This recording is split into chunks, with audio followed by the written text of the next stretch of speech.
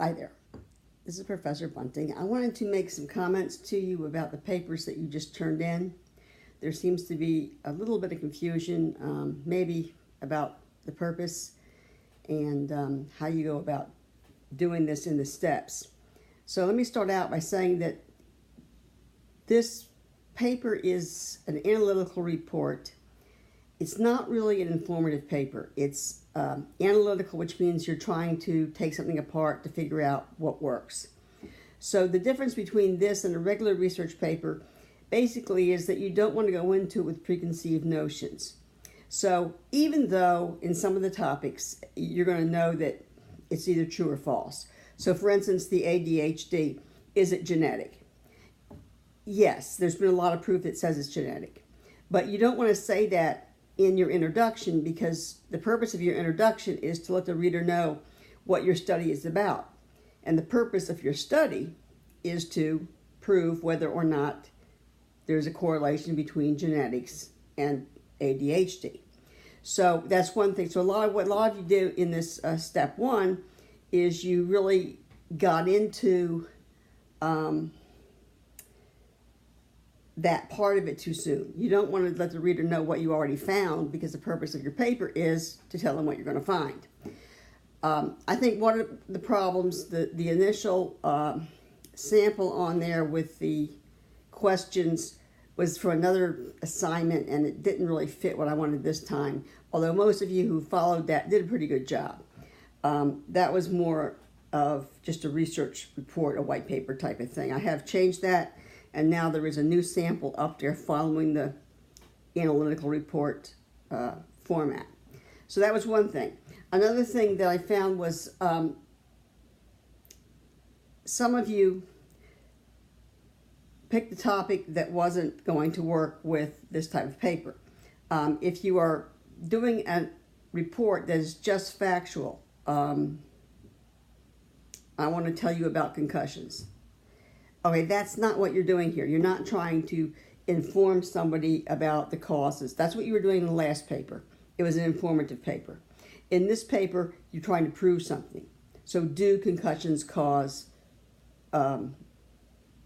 whatever that disease is, some kind of a disease that they're saying that people who have this have more of a problem later in life in terms of their mental health.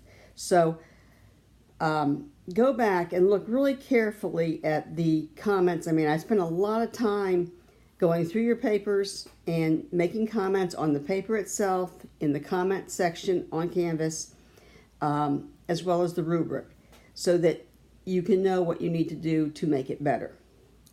The Turnitin score, again, should be less than 20%. Some of you had very high scores, and I look at where it comes from. So I can tell if, okay, this is high because you've put in the questions, or this is high because you couldn't change this terminology. But when I see big entire sentences and entire paragraphs highlighted because you just copied and pasted, that's not acceptable. You also don't want to just, the easiest way to solve the problem, obviously, to make it one big giant quote. That's not going to work either. So what you've got to do is you've got to look very carefully at the information. If you can put it into your own words, do so. If you really can't, then make it a direct quote and then cite the quotation.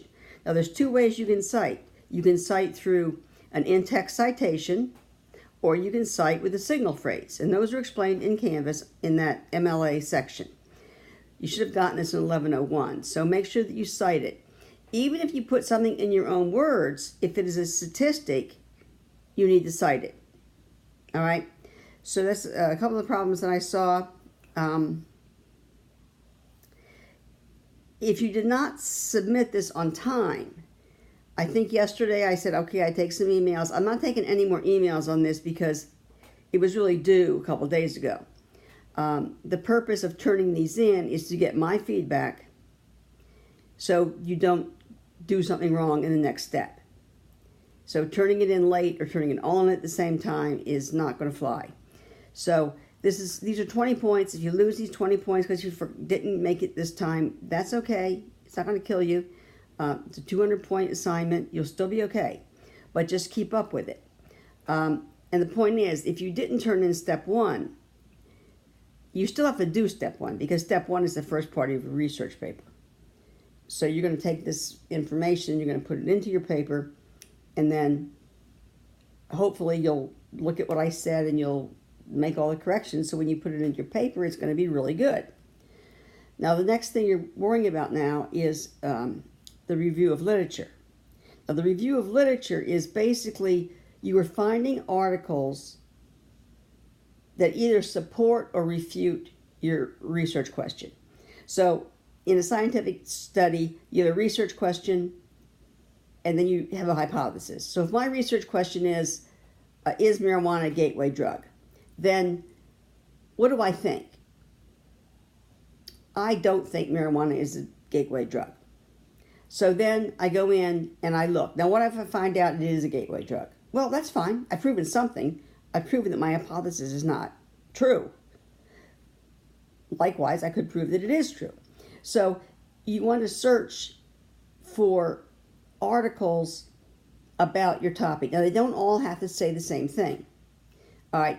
But you'll find when you do the research, like with let's take the autism and vaccinations. It's pretty much proven in research over the past 20 years that there is no correlation between autism and vaccinations. So you're going to find that if you look at 15 articles, 13 of them are going to say there's no correlation. And you may find some outliers, and if you're on the internet, man, you may find weird stuff that says, oh, yeah, my son, turned autistic as soon as he had his first shot. That's not valid research. So you want to look for valid research. You need 4 articles, and you need to summarize those articles. And there's a sample on Canvas that tells you how to do it. You want to talk a little bit about the validity of the study. Is it a good study? The best place to find this information is through the electronic databases. Everything that's in the electronic database has been published somewhere. Now, the very best place to go is to a professional journal. That's a study that was done originally by the person that did the study. It's going to have all kinds of good facts on it. The downside of that is it's a little complicated. It's a little bit scientific. But if you look at the conclusions, the beginning and the end of it, you should be able to get some good information.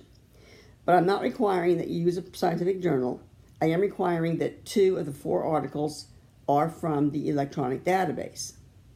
They cannot all be internet articles, although sometimes you may find the same article on the internet.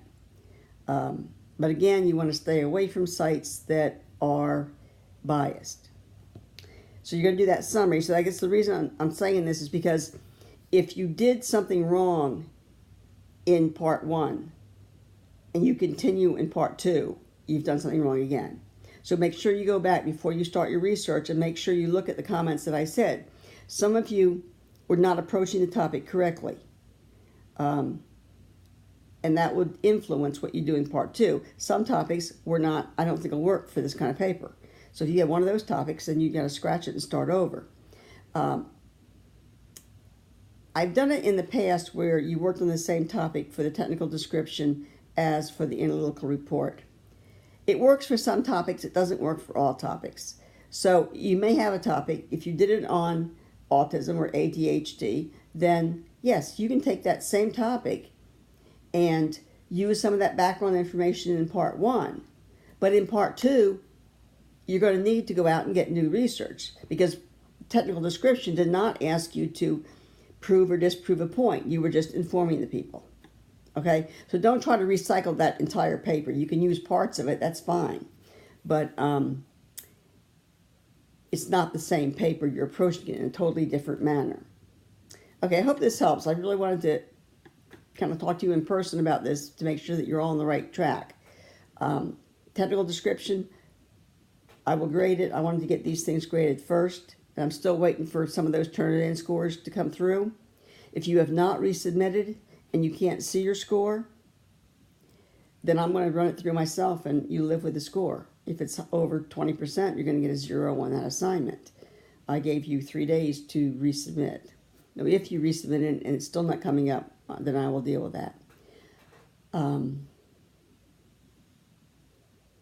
That's about it. Make sure that you take the time and get those research stuff done. That's doing the third. And go back now while it's fresh in your mind and revise whatever you needed to revise for the first part. Now, some people, you may have gotten 20 points, but I made comments. And that means because you did everything right, but I think some of you were getting too much into the causes, and I didn't count off for that.